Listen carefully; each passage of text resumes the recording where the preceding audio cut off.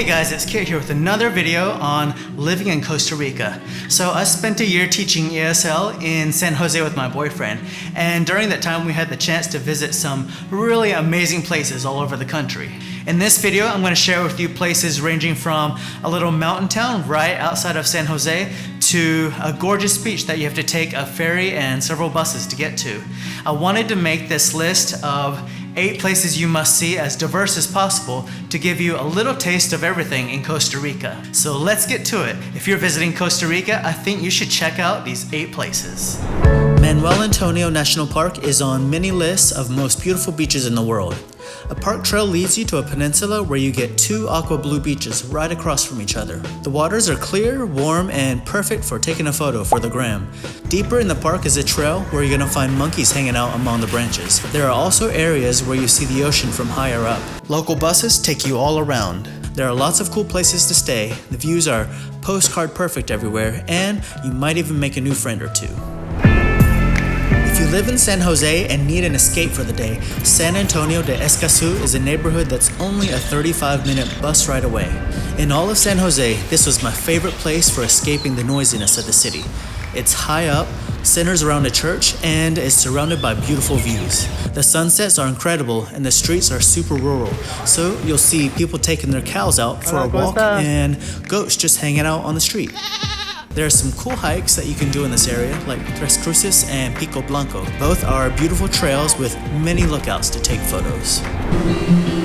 Uvita is a small coastal town in southern Costa Rica. There's a lot of great whale watching during many months of the year because they come to breed in the warm and safe waters.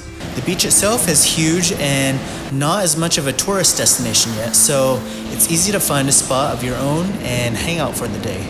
Manuel Antonio might be the picture-perfect postcard beach, but this beach feels a lot more raw, like what you might find if you shipwrecked onto a coast somewhere tropical. It's beautiful, and you can totally imagine Blue Lagoon or Jurassic Park being filmed here. La Paz Waterfall and Gardens is an animal rescue sanctuary surrounded by several waterfalls. You'll see everything here, including monkeys, butterflies, hummingbirds, toucans, snakes, big cats, small cats, and of course, the very exotic cow. The website says all of these animals are rescues or previously owned animals that can't survive in the wild. Surrounding these animals is an easy walking path that leads you to 5 very beautiful waterfalls. La Paz is a quick little getaway from the hustle and bustle of San Jose. La Fortuna is one of my favorite places in Costa Rica. It's a town that centers around a little church at the foot of a volcano named Arenal. Many hotels and hostels have views of the volcano, like these little bungalows where I stayed.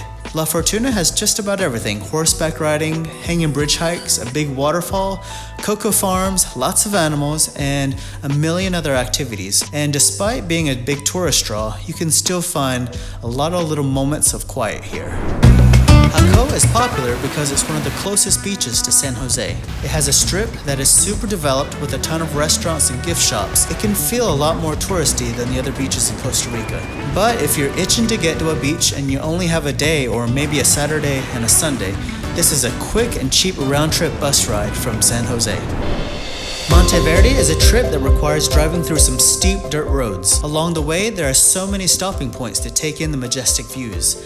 And once you get to Monteverde, you'll see a little green mountain town with lots of cool things to do, from hiking in the lush cloud forest to riding the longest zip line in Latin America, which is just under a mile. And just like the rest of Costa Rica, it's full of animals everywhere. Honestly, Monteverde was the most peaceful of all the places in Costa Rica that I had visited.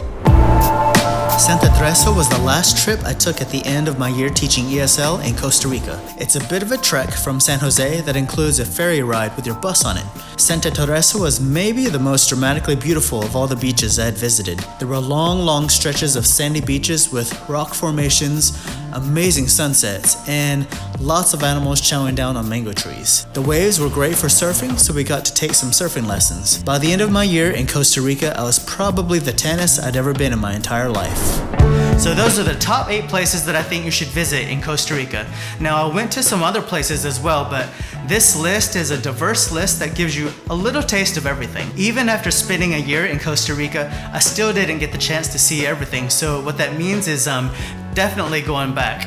If If you have any recommendations on what I should see next, I would love to hear them. If you're going to visit Costa Rica and you found this video helpful, I hope you'll give it a thumbs up so that other people can find it too.